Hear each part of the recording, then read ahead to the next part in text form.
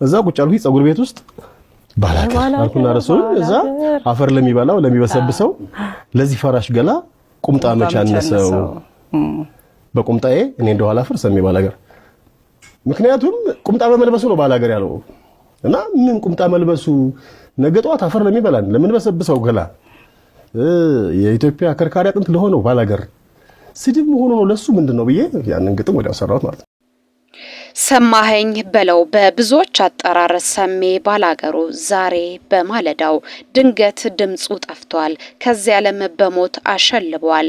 ሙዚቃው ሳይሰለች እድሜው ሳይጠገብ የጥበብ አምባው ላይ እንደነገሰ ብዙዎች ሰሜ እንዳሉት ብዙዎች ባላገሩ እያሉ እንደጠሩት ብዙዎች የመዳኑን ወሬ ሲጠባበቁ ዛሬ መርዶን ሰምተናል። ለጥበብ ቤተሰብ ልብ ሰባሪ መርዶ ነው የሰማነው። ለአድናቂዎቹ ለቤተሰቦቹ መጽናናትን እየተመኘን ሰሜ ባላገሩ ምን ገጠመው ምን አገኘው የሚለውን መረጃ እንነግራችኋለን። ነፍስ ይማር መረጃው ይሄው። የዘር አለ እሱ ሆርሞን አለ።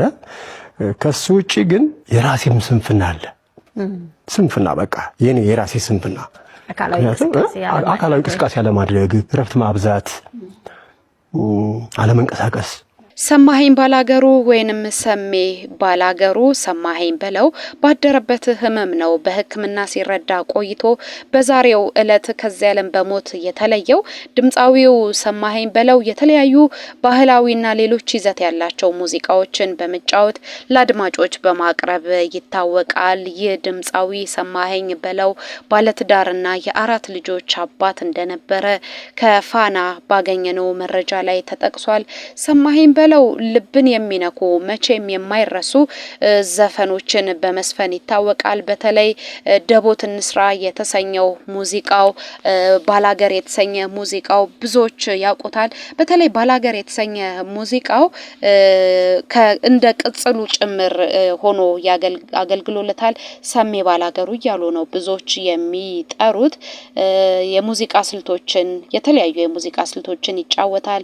የጎንደርኛ የጎንጃም አካባቢ ሙዚቃዎችን በመጫወት እውቅናን ያተረፈ ድምፃዊ ነው። የባህል ሙዚቃን ከዘመናዊ ጋር አዋዶ ውዝዋዜውንም ጭምር አክሎበት በመጫወት የሚታወቅ ድምፃዊ ነበረ። በተለይ የዋሽንት ድምጽ ሲሰማ የሰሜ ባላገሩ ትውፊታዊ ጨዋታዎችን ማንም አይረሳቸውም። የጎንደር፣ የጎጃም፣ የወሎ አካባቢ እንጉርጉሮና ስልታዊ የሆኑ ሙዚቃዎችንም ጭምር በመጫወት ይታወቃል። በነገራችን ላይ 2 ትልልቅ አልበሞችን ሰርቷል። በርካታ ነጠላ ዜማዎችንም ማበርከት ችሏል። ባላገሩ የተሰኘ ሙዚቃው ደግሞ ብዙዎች የሚያስታውሱት ነው።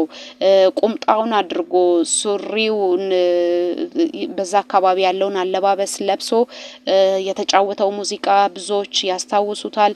እረ ምኑን ሰጠሽ ደግሞ ከቅርብ ጊዜ ወዲህ ተወዳጅነትን ካተረፉ የሱ ስራዎች መካከል አንዱ ነው። ትዝታሽ፣ አልቻልኩም፣ እረኛዬ፣ ሀገሬ የተሰኙ በርካታ ስራዎችን በመስራት ይታወቃል። ሰሜ ባላገሩ ስራዎቹ በርካታ ናቸው። ማህበራዊ ተጽዕኖቹ፣ የቴሌቪዥን የፊልም ስራዎቹም ይጠቀሳሉ። እነሱን እንነግራችኋለን። እናንተ ግን የቱን ታስታውሳላችሁ? እስቲ ጻፉልን። በነገራችን ላይ ሰማኸኝ በለው በሙዚቃ ስራዎች ውስጥ ፍቅርን፣ ናፍቆትን፣ የገጠርን ውበት፣ ማህበራዊ ህሴቶችን ያንጸባረቀ አርቲስት ነው። እንዳሁኑ ዘመን የፊልም አሰራሩ ባልዘመነበት ጊዜ ክሊፖችን የሚሰራበት ወቅት ደግሞ ቱባ የሆኑ ባህሎችን ኦሪጂናል ቦታው ላይ ድረስ በመሄድ ክሊፖችን በመስራት ይታወቃል። ይሄ እሱ የሚታወቅበት አንዱ መገለጫው ነው። በተለይ ብዙዎች ታስታውሱታላችሁ ብዬ አስባለሁ። የባላገር ፍቅርን ታውቃላችሁ? በኢቲቪ ሲተላለፍ የነበረ ተከታታይ ፊልም ነበረ። ለሀገር ፍቅር መድረክ የበቃም ተወዳጅ ቲያትር ነበረ። በዛ ላይ የአንዱን ባላገር ካራክተር ወስዶ ሰሜ ባላገሩ ሲተውን የቅርብ ጊዜ ትውስታችን ነው። ከዛ በኋላ ወደ ውጭ ሀገር ኑሮን አድርጎ ነበረ። የተወሰነ ህመም ላይ እንደነበረ ብዙዎች ይናገራሉ። እርሱ ግን ህመሙን ደብቆ እስከመጨረሻው ጊዜ ድረስ በሙዚቃ ስራው ላይ የቆየ አንቱታንም ያተረፈ ሰው ነው። ዛሬ ማለዳ ነው እንግዲህ ከዚህ ዓለም በሞት መለየቱን የሰማ ነው። ህልፈተ ህይወቱ ከተሰማ በኋላ ብዙዎች ከሰሜ ባላገሩ ጋር ያላቸውን ግንኙነት እንዴት ያስታውሱት እንደነበረ ጽፈዋል። ከነዛ መካከል እነ ታመነ መንግስቴ ውቤ አንዱ ነው። እርሱ ጋዜጠኛ ነው። እሱ ያሰፈረውን ትውስታና ትዝብቱን እንጋራ። ጽሁፉ የትውልድ ገድሌ በታመነ መንግስቴ ውቤ ይላል። የበላይ ሀገር ሶማ ታደሰ እንኳንስ ሰው ዋርካው አለቀሰ ይላል። የታሳሱ ገብርኤል ነው። ቅዱስ ገብርኤል ከጎጃም ሰው ጋር አንድ አምሳል የሆነ ይመስላል። ግንኙነቱ አያል ነው። በዚያ ህዝብ ይትባሃል ጭፈራ ሲደምቅላቸው ይወዳሉ ከሚባሉ የገጠሬ ታቦታት አንዱ እሱ ይመስለኛል። ቢቡኝ ወረዳ በሆን ኖሮ የድጎ ጽዮን ቅዱስ ገብርኤል ንግስ ከሩቅ ሰማ ነበረ። ዛሬ ግን ከ22 ቀናት የጦር ግንባር ዘገባ ጉዞ በኋላ ለእረፍት እግዜር ለፍስሐ የፈጠራት በምትመስል ከተማ ውስጥ ነኝ።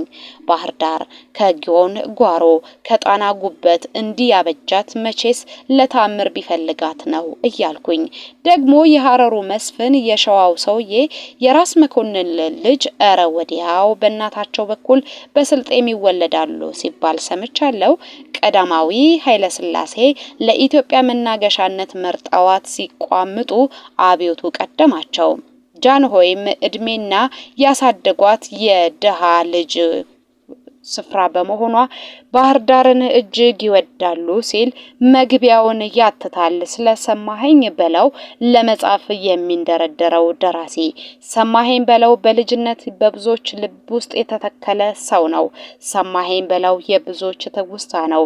ሰማኸኝ በለው ሁሉም ሊያወሩት የሚፈልጉት ሰው ነው።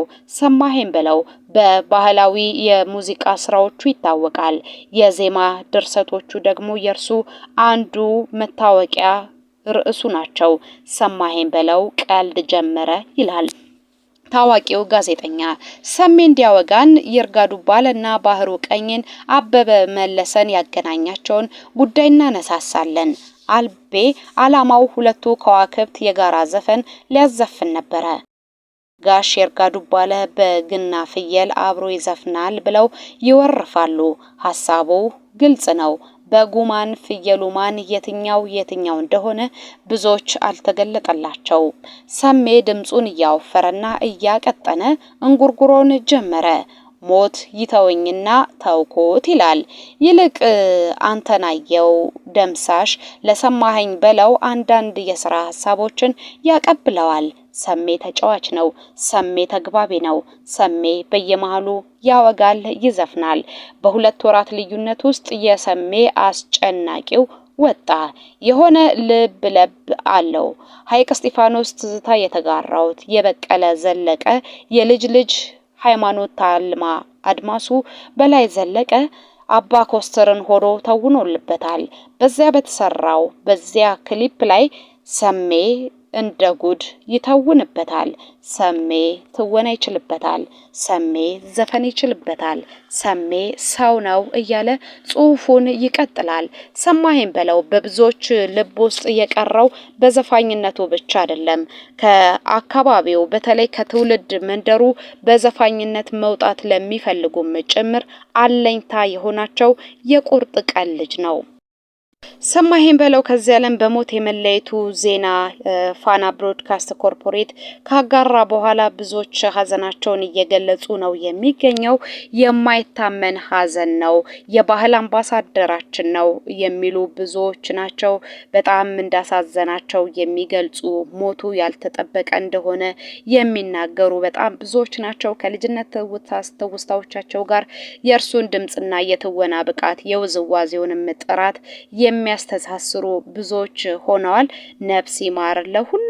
እንግዲህ በሁሉም ኮሜንት ላይ የተመለከትነው ጉዳይ ነው። ልብ የሚሰብር ነው። 4 ትንንሽ ልጆችን ተከትሎ ከዚህ ዓለም በሞት መለየት ለአንድ አባት ምን ያክል ከባድ እንደሆነ ይታወቃል። እሱ እየሳቀ እሱ የተዝናና እየመሰለ ያሳለፈው ጭንቅ ምን ያክል ከባድ ሊሆን እንደሚችል መገመቱ ራሱ ልብን ይሰብራል።